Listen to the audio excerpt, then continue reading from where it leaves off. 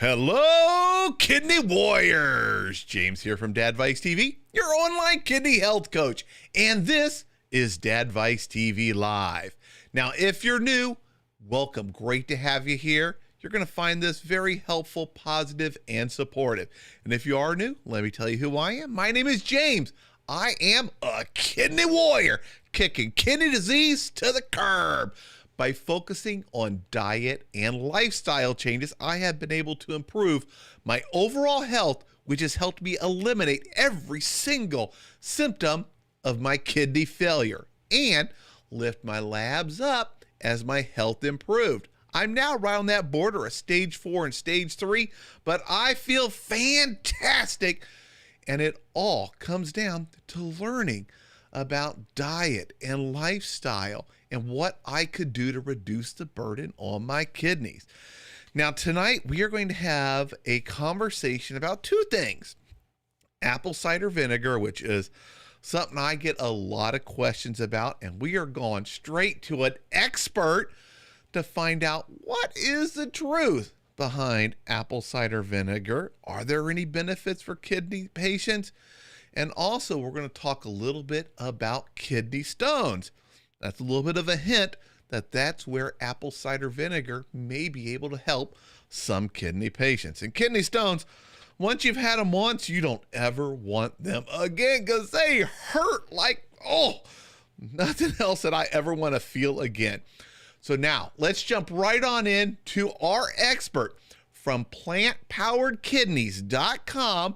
Welcome, renal dietitian and all-around awesome person and expert when it comes to improving your health, living better, and living longer with kidney disease. I was going to say, is there something else I was going to say in here? Someone got it right there in the chat. Let me get it up there. Boom, there we go. Jen Hernandez. I wanted to time all that. Once I missed clicking it, there it is. Yay. I was holding my breath like, oh, he's going to say it. I was trying to synchronize all these different things happening on my end. Like, I moved my windows around right before the show. Like, where are my buttons? Oh my gosh. I did my last Facebook Live talking about the Plant Powered Kidneys course, and I was telling people right off the bat, I was like, you guys, James does like all this stuff behind the scenes and he's so good at it. And here I am just trying to figure out how to press start or something. But anyway, so for those of you that don't know me, my name is Jen Hernandez. I'm the founder of Plant Powered Kidneys. So you may have heard from us in our Plant Powered Kidneys Facebook group. You may follow us on Instagram for Plant Powered Kidneys. You might go to our website, plantpoweredkidneys.com, for information because we put out new content every week to teach you more about a plant-focused diet with kidney disease. And then we also touch on some of these questions that come up, such as apple cider vinegar. So just a little bit about my background, my history. I am a registered dietitian here in the United States, and I'm board certified in renal nutrition. So basically what that means is I've gone through a lot of schooling, a lot of education, and I've had a lot of experience and training in working specifically with people who have kidney disease. So that is my focus. I've done work in dialysis, I've done work with the Kidney Foundation, and now I have my private practice, which is Plant Powered Kidneys. And we see people online, we see them virtually just like this in the United States. And then we also have our 6-week course, which is the Plant Powered Kidneys course. Tonight is actually the last night to enroll for the course for 2021. So we are getting ready. Students are already in week 1. They're watching the videos, they're doing their homework, they're sharing in the community. It's been really, really good to be chatting with them already. If you want to join the 6-week program, it's really meant for people with earlier stages of CKD. You got to get on tonight. It will be closing within the next couple hours. So actually, I think the next hour. So keep that in mind. We will have it open later in 2022. But if you want to get in now and just really learn a lot of the fundamentals, now's the time. So that's just my last reminder for you. Doors are closing tonight. Otherwise, I am really looking forward to talking with you all tonight about apple cider vinegar, specifically related to kidney stones, because this is, like James said, it's a really hot topic, something that a lot of Hmm. people want to learn about. So we're going to talk about the evidence behind it. We're going to get into if it's really something that's actually helpful and how it's actually helpful and how maybe it's not helpful, who should be doing it and who shouldn't even be worrying about it. Fantastic. And we're going to keep tonight's show a little bit shorter than normal. I'm actually going to try in the future to get shows a bit shorter because I know for some of you, it's a long time to sit through an hour. Now, I know a lot of you are sitting there in dialysis watching these, and you're like, James, make them 2 hours. I need something to pass the time. Well, you have so many videos that are already Yeah. done and on demand, and there's so many different topics that you've covered in your video. So they have what, literally hundreds of hours of Yeah. content from your site. So many hours. And I looked back, I was like, holy cow. Whoever would have thought I could talk that much? My wife, she would say that. All right, let's jump into today's topic, apple cider vinegar. Now, I get questions all the time about it. And my knowledge of apple cider vinegar is extremely small. I know it's bad for your teeth if you sit there and drink it. That's about all I know. Now, I did do a Google search right before this, and oh my goodness, it looks like the wonder cure for everything. But I've been around long enough. I know Dr. Google doesn't always have all the truth. So, No. are there health benefits to apple cider vinegar? So there are some studied benefits when it comes to adding apple cider vinegar. I will first say from some of my client experiences that people who have low stomach acid might use apple cider vinegar to help with their digestion.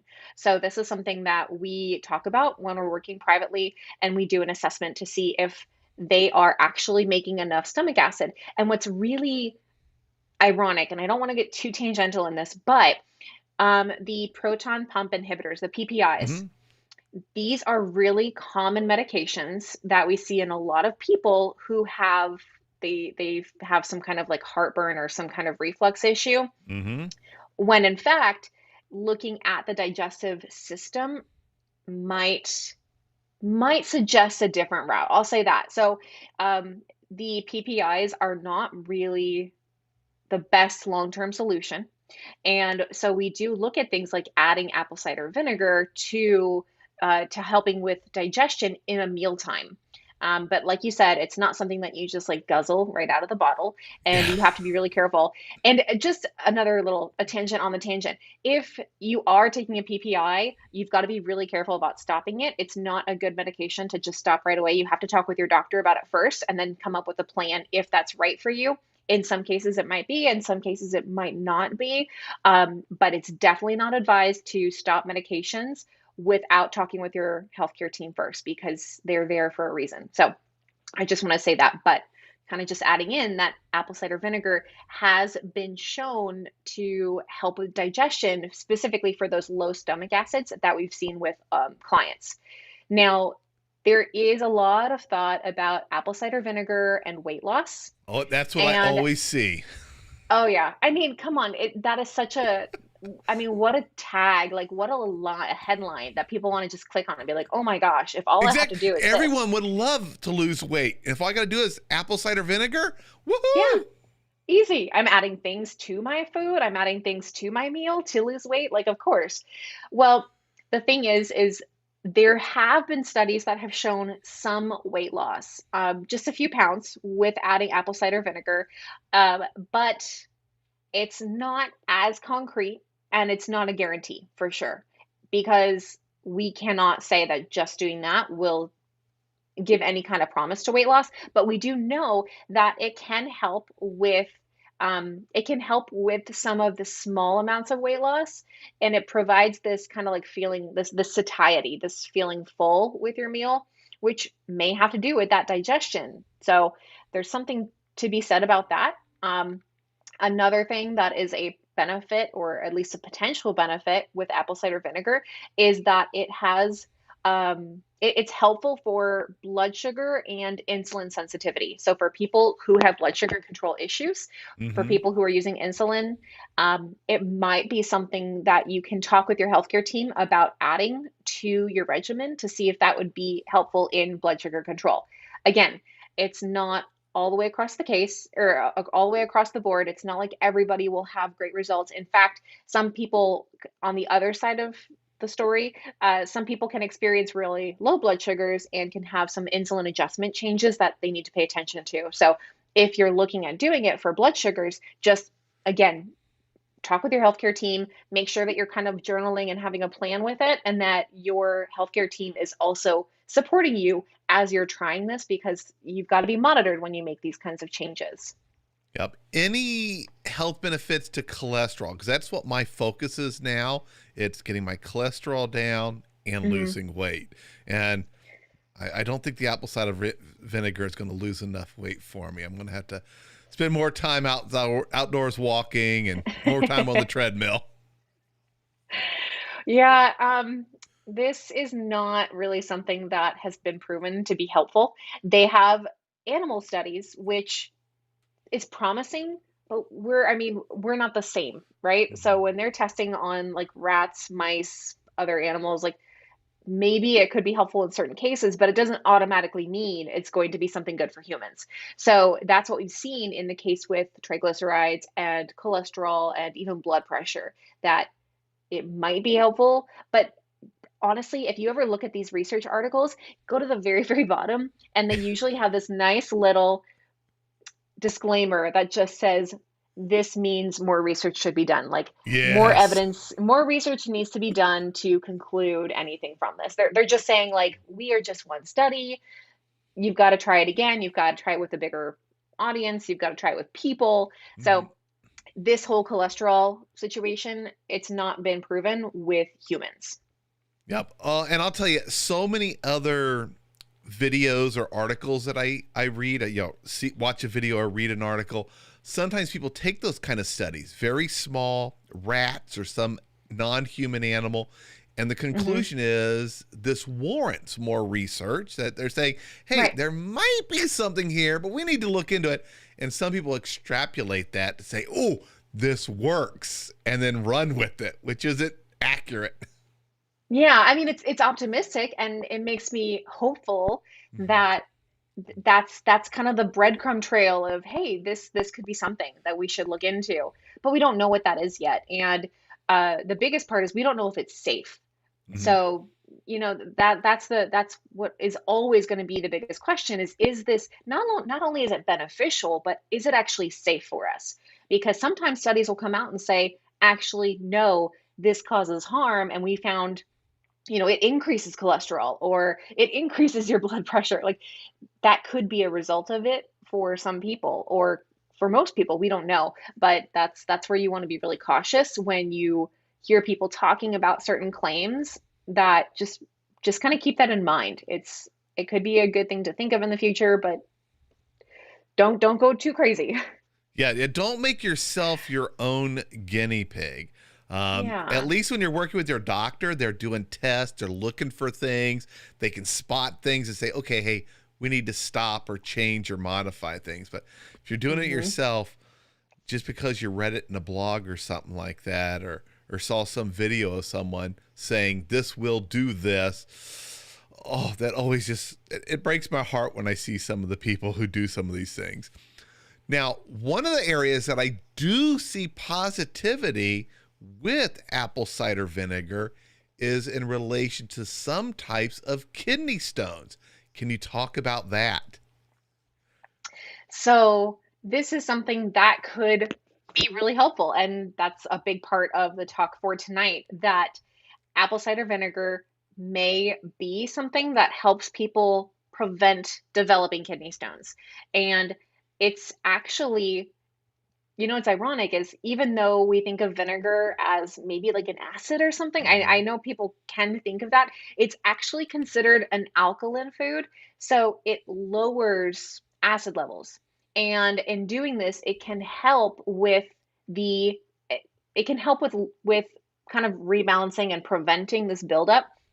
And again, to kind of further just make it as clear as mud, the the the main ingredient or the key ingredient here that we're looking at is acetic acid. So it's like, wait a minute, it's an alkaline food, it lowers acid, but the actual like the thing behind it is acetic acid. Like we're not going to get into all the science and going through explaining all of that, but just know that that's what they're looking at when it comes to figuring out how it can do it. So they looked at some studies from human kidney cells. They applied this acetic acid, they applied apple cider vinegar, and they found that it prevented kidney stone formation. So it specifically, they were looking at calcium oxalate stones, Mhm. which we did a whole other, at least one other video, one other Yep. talk all about kidney stones and the different types. Um, but this was something that they were looking at specifically for calcium oxalate stones. They didn't know about the other types of kidney stones that wasn't covered within the research. But I mean, calcium oxalate stones are the most common type of kidney stone that's formed. That's what mine So were. yeah. So, I mean, this is still really hopeful for the majority of people that the apple cider vinegar can potentially help with reducing stones for calcium oxalate. And I'll say we have a couple people. I think Mr. Kidney said or no, Midwest Kidney Warrior said they've never had a kidney stone. They've been lucky. Alice says she's never had a kidney stone either. Guys, consider yourselves very blessed. Kidney stones, you can go life without experiencing them. You don't ever need to. Mm-mm. I, I, I can't give birth, but I felt like I was giving birth, Mm, and it was they're just teeny tiny little rocks, pretty much. yeah. Yeah. It felt like a boulder Mm-hmm. with spikes. Not I good. can't, yeah. I can't imagine. That is definitely not a bucket list thing for sure. Exactly. Now, there's some anti-inflammatory properties Mm-hmm. of apple cider vinegar, correct? Yeah, that's one of the things that they're continuing to research is looking at how it's preventing inflammation, which inflammation is a term that is it's thrown around a lot. We think about inflammation and it's very, very broad.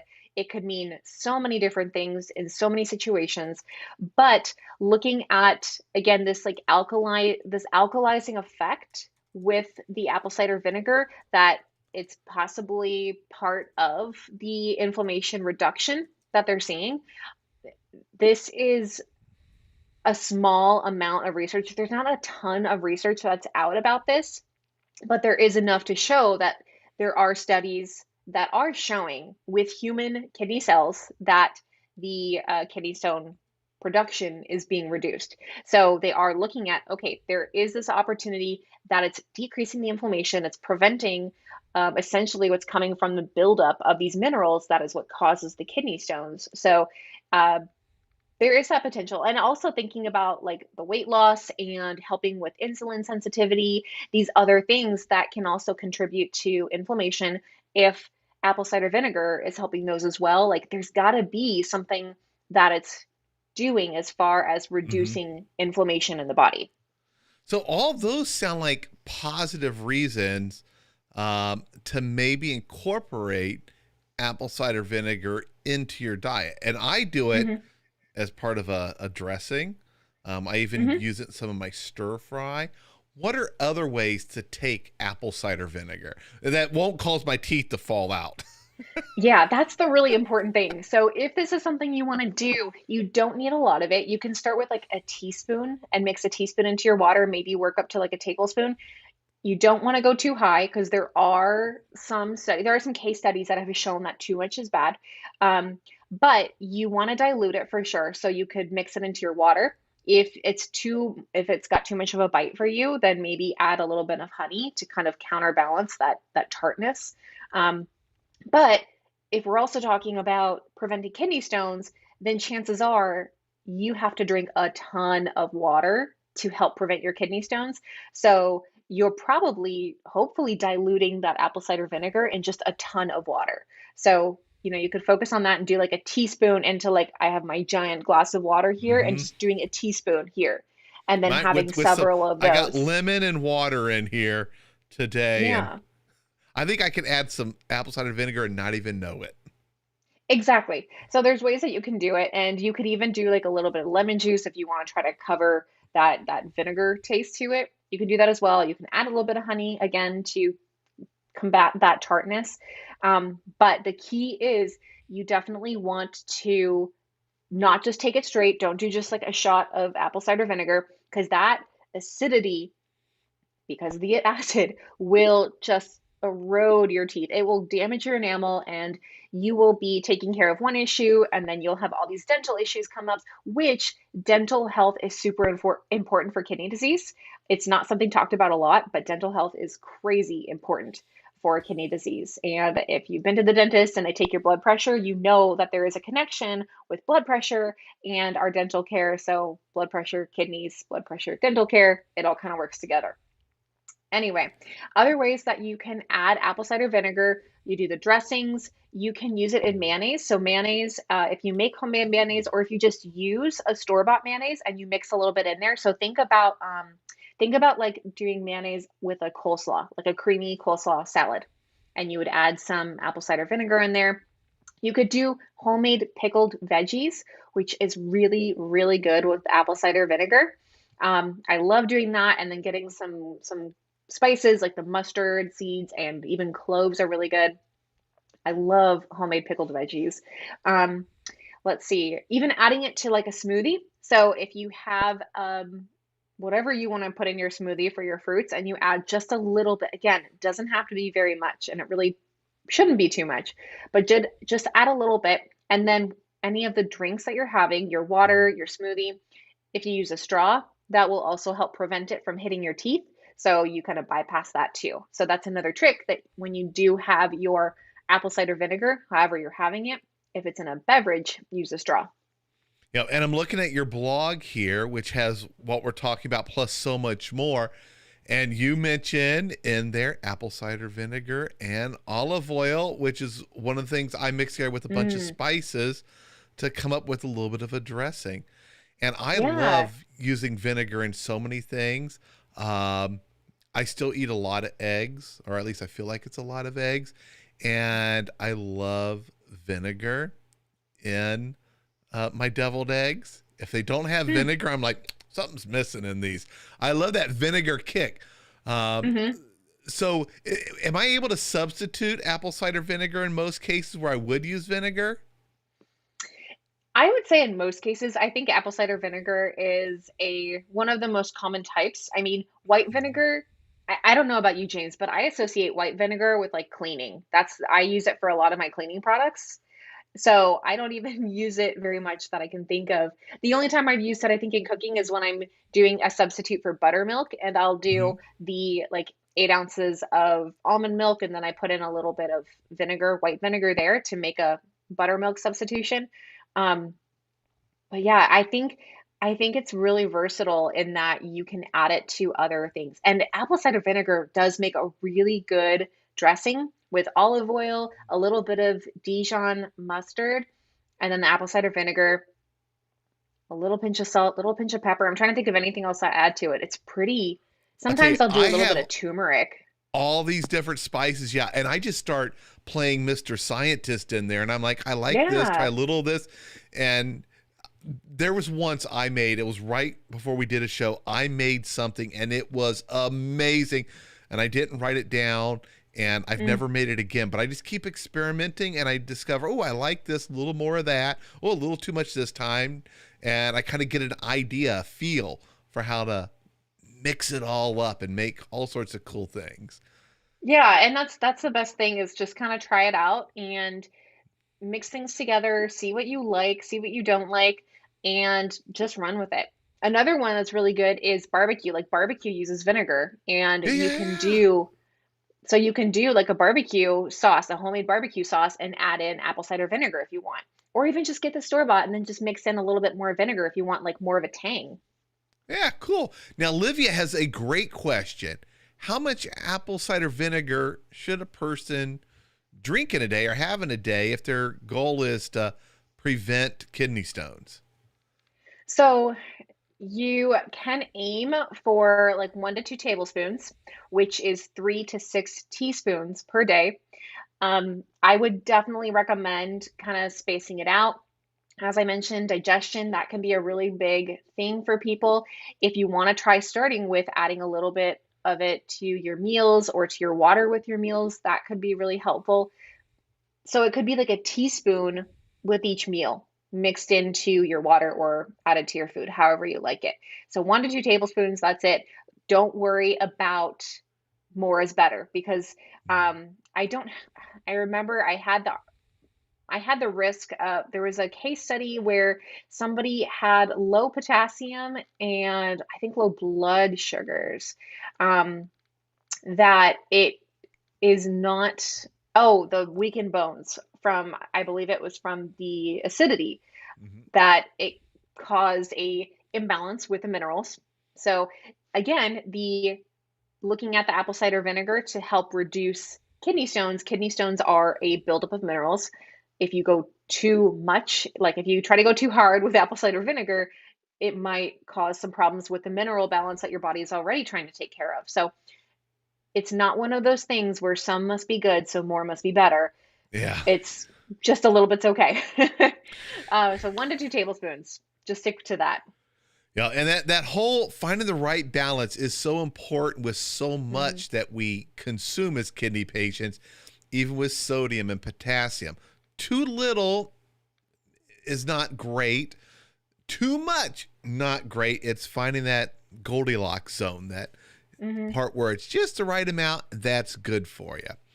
Now, Yeah, and I mean, I'll just add, like, if you aren't already experiencing kidney stones, this might not be something that you need to even add in.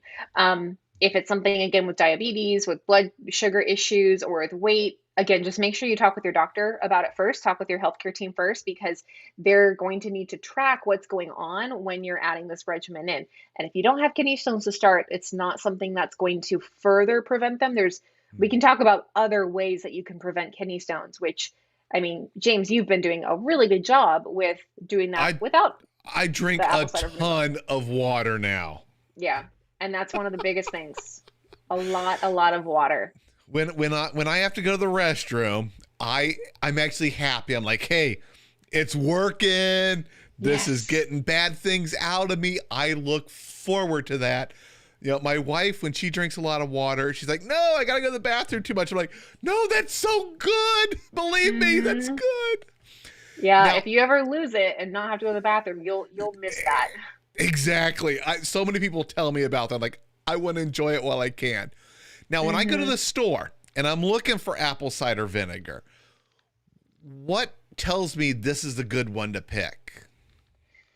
So, what you'll want to look for is ideally an organic apple cider vinegar. You want to find one that has what's called the mother, which is when you look at the different apple cider vinegars, the best way to explain it is like it's that cloudiness that you see, and it might be settled, it might be a little bit lower, like on the bottom part, but this is basically that acetic acid, that component that you're looking for that they're researching to show with reducing kidney stones. So make sure you're looking for the apple cider vinegar that is organic, unfiltered and raw. But again, you want to check with your healthcare team to make sure this is something okay with you. Um, and let's see, the one that I know of most commonly, I think, is Bragg's. Yep, several Bragg's people has, mentioned it. yeah, yeah, Bragg's has they have the kind that you want. There's some, I think the store-bought ones are kind of hit and miss. So take a look at it. And some of the containers are also like there's the glass or the clear containers, and then there's the ones that are like kind of opaque, so you won't be able to tell or not. So just kind of make sure you're reading the label to check. And a lot of times, especially with something that has a lot of hype behind it, they're going to market it. If they have what you're looking for, like they'll put it on the label. So I think the Bragg's label does have that too. So that's the one that's like really front of mind because it's just so commonly known about. Yeah. Then my dad asked, what about the pills? Are they effective? Okay, that's a good question. So the gummies, the pills, the tabs, the whatever, those haven't really been researched. We don't know if those are as effective. We don't know if they do anything. So it's another one of those things where a supplement company is grabbing this idea, they're grabbing this thing that apple cider vinegar can help, and they're converting it into a supplement, but then the supplements aren't regulated, they're not tested, Mm-hmm. there's no research behind them. They're pulling the research that's about the apple cider vinegar with the mother. So it's literally apples and oranges that we're looking at here. One of them we see research on, and the other one we don't know.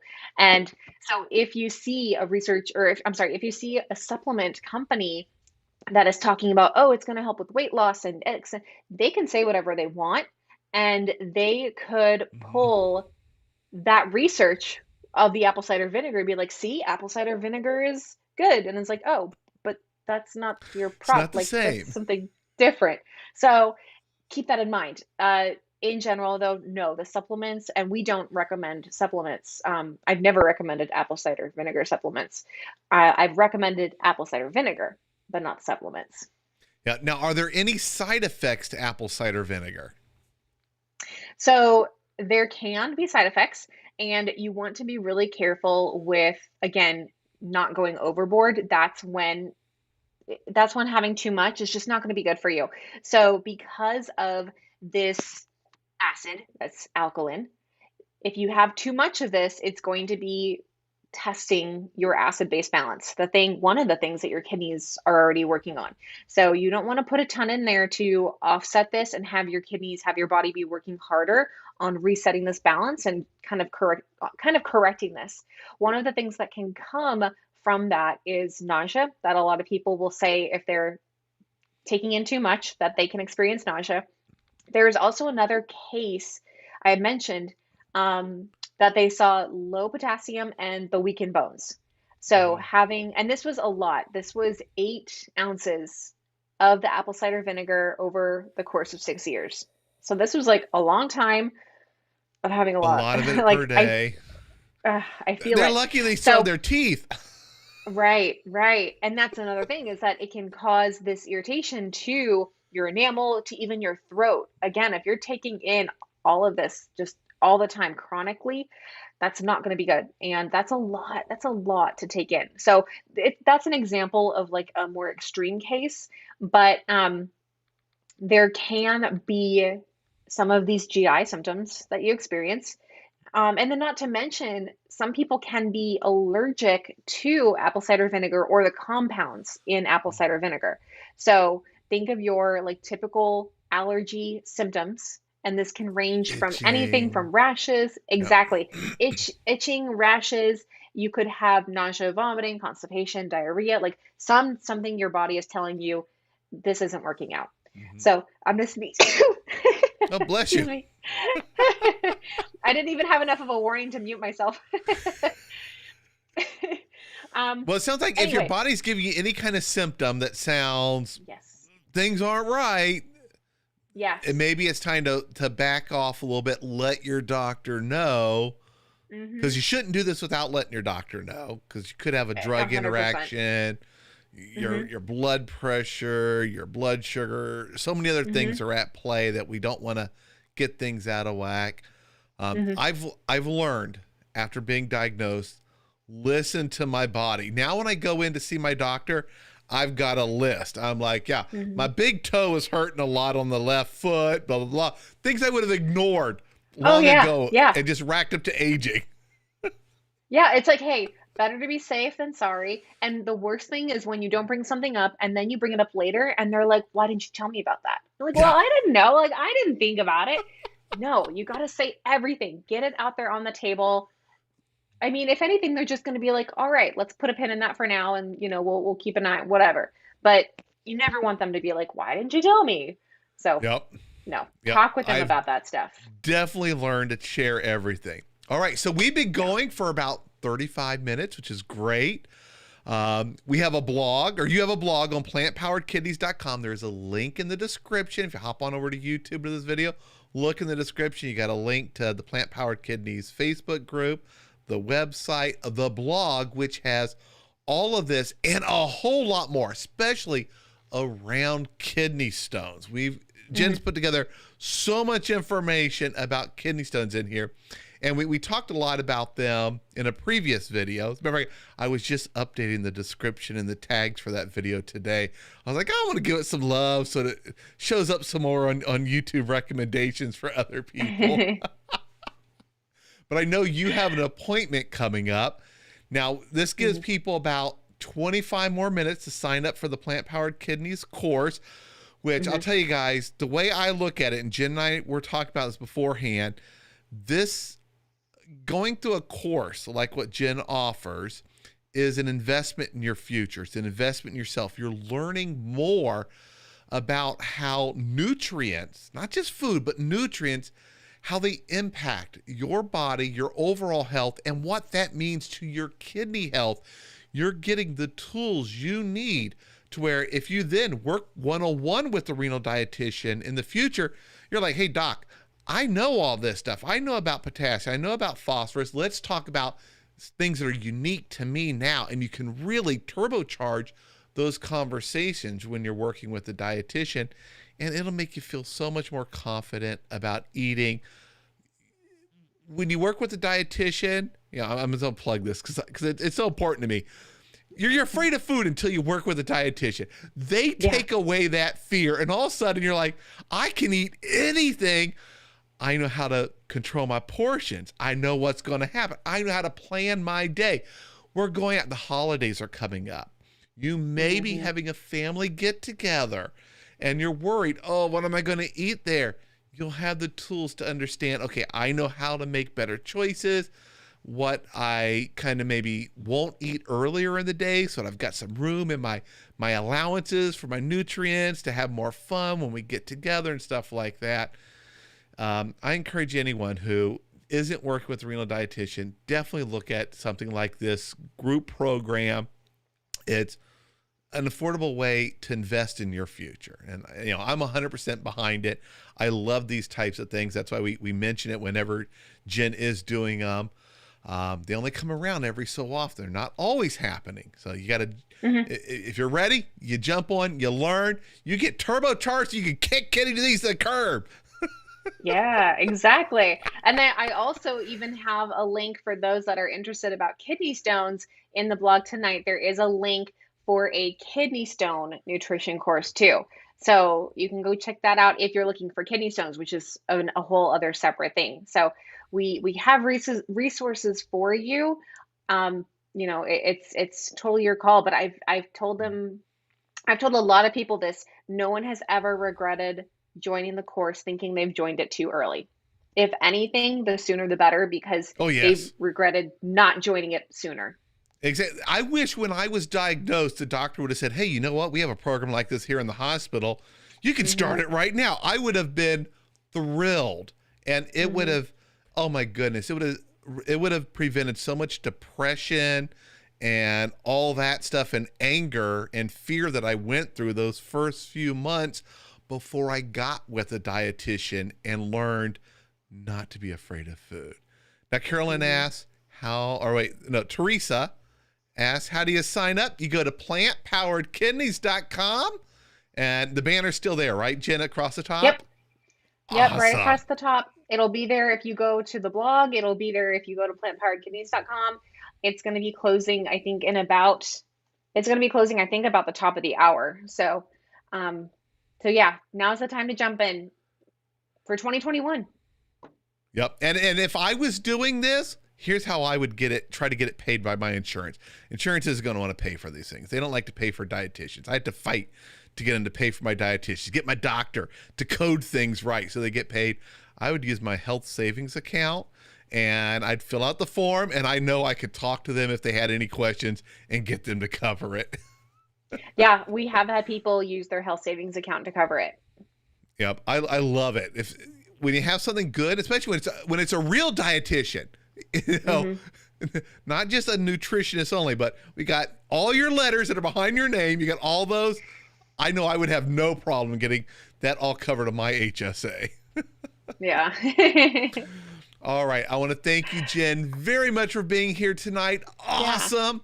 Yeah. And I encourage everyone, go join the Plant Powered Kidneys Facebook group. Check out the blog on plantpoweredkidneys.com and subscribe to the Dadvice TV YouTube channel. I love watching that subscriber count continue to grow up. I will be back in 2 nights with Dr. Rowe. We are going to talk about the things that pretty much every patient and even most nephrologists get wrong about kidney disease. All right, everybody. And then I'll see you guys in the next video.